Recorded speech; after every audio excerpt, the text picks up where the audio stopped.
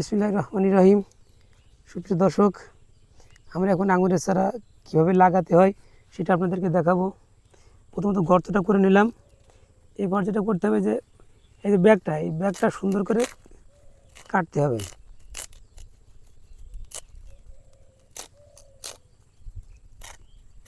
খেয়াল রাখতে যাতে চাপটা যেন না ভাঙে। চাপ বলতে মাটির যে দলাটা, এটা যেন কোনোভাবে যেন না ভাঙে। দেখেন অনেকগুলো শিকড় আছে। এরপর গর্ত করার পর ওটা করলাম। এবার যেটা দেখেন যেখানে ব্লু রঙের একটা সার আছে, এটা হচ্ছে ফুরাডান। আর একটা লিকুইড দিয়ে আছে, সেটা হচ্ছে রিজেন্ট। আর একটা উপাদান দিয়ে আছে, সেটা হচ্ছে রুট গ্রো, গাছের শিকড় বৃদ্ধির জন্য। তো এটা সামান্য পরিমাণ আমি দিয়ে দেবো, 1 চিমটি মতো। আমি আবার দেখাচ্ছি, এরকম 1 চিমটি মতো দিলে হবে। এরকম দিয়ে গর্তের ভিতরে দিয়ে দিতে হবে। কাছে নিয়ে এসে দেখো, আমি এইভাবে দিয়ে চারাটা সুন্দর করে বসে দেব। চারাটা বসে দিলাম, দিয়ে গোড়ায় মাটি দিয়ে টাইট করে দিলাম,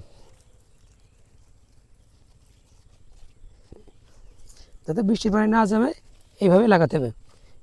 আর এখানে একটা কাঠি বেঁধে দিতে হবে। আমি একটা ছোটো কাঠি দিয়ে দেখাই দিচ্ছি। এইভাবে একটা কাঠি দিতে হবে, কাঠি দিয়ে বেঁধে দিতে হবে যাতে আর না পড়ে। এই হচ্ছে আঙুর গাছের, এইভাবে আঙুর গাছ রোপণ করতে হয়। খেয়াল রাখতে হবে যাতে বৃষ্টির পানি না জমে। আর কাঠির সাথে এইভাবে বেঁধে দিতে হবে। এইভাবে দর্শক আঙুর গাছ লাগাতে খুব ইজি একটা বিষয়। আপনারা এইভাবে লাগালে ইনশাল্লাহ আঙুর হবে।